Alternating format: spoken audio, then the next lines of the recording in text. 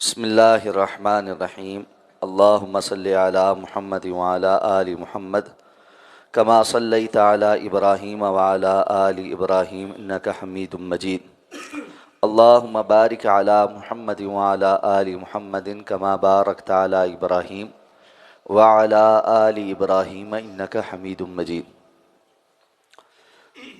حضرت ابو سعید خدری رضی اللہ تعالی عنہ بیان فرماتے ہیں کہ غزوہ خندق کے دن ہم نے رسول اللہ صلی اللہ علیہ وسلم سے عرض کیا کہ اللہ کے رسول صلی اللہ علیہ وسلم، ہمارے دل تو گھبراہٹ سے اچھل کر حلق میں آ گئے، تو کیا کوئی دعا ہے جسے ہم پڑھیں؟ آپ صلی اللہ علیہ وسلم نے فرمایا، ہاں تم یہ کلمات ادا کرو: اللہم استر عوراتنا وآمن روعاتنا۔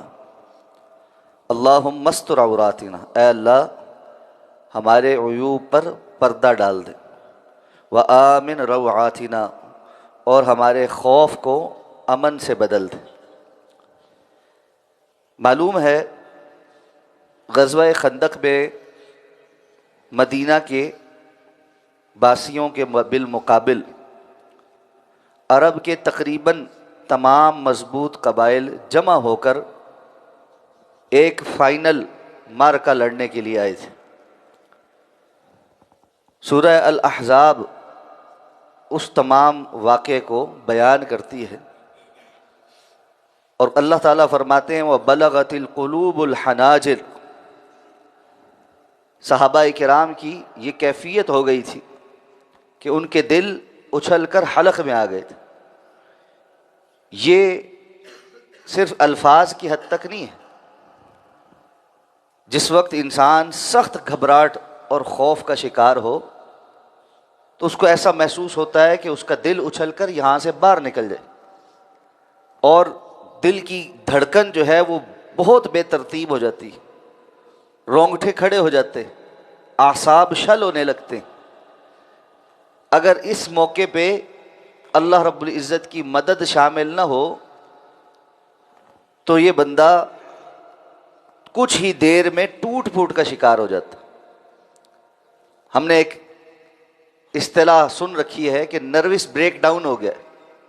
یہ نروس بریک ڈاؤن کسی ایسے ہی کیفیت کے اندر ہوتا ہے جو انسان کسی شدید گھبراہٹ یا شدید صدمے کے اندر محسوس کرتا ہے۔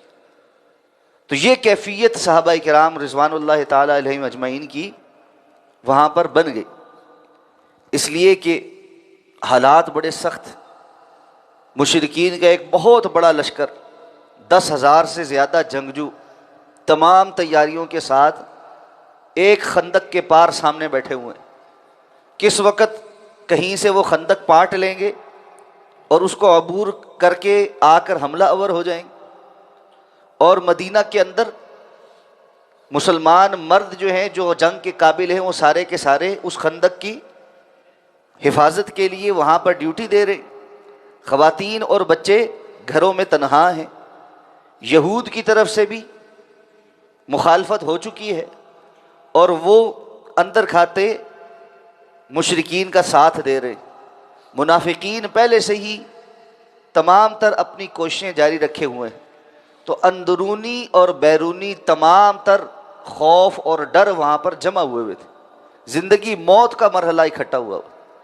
اس موقع پہ صحابہ کرام رضوان اللہ تعالی علیہ مجمعین نے آپ صلی اللہ علیہ وسلم سے یہ کلمات سیکھے تھے۔ تو اللہ رب العزت نے ہمیں تو بڑا امن عطا کر رکھا ہے، بڑی خیر عطا کر رکھی۔ اللہ تعالیٰ اس امن کو قائم رکھے، اور اللہ کی نعمتوں میں سے ایک بہت بڑی نعمت امن کا ہونا ہے۔ اللہ تعالیٰ ہمیں اس کی قدر کرنے کی توفیق عطا فرمائے۔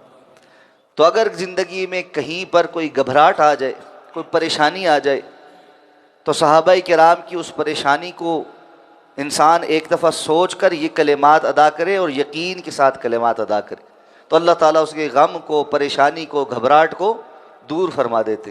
تو اس دعا کو ذرا دہرا لیتے: اللہم استر عوراتنا وآمن روعاتنا، اللہم استر عوراتنا وآمن روعاتنا اللہم استر عوراتنا وآمن روعاتنا. اللہ تعالیٰ عمل کرنے کی توفیق عطا فرمائے. سبحانک اللہم و بحمدک نشہد ان لا الہ الا انت نستغفرک و نتوب.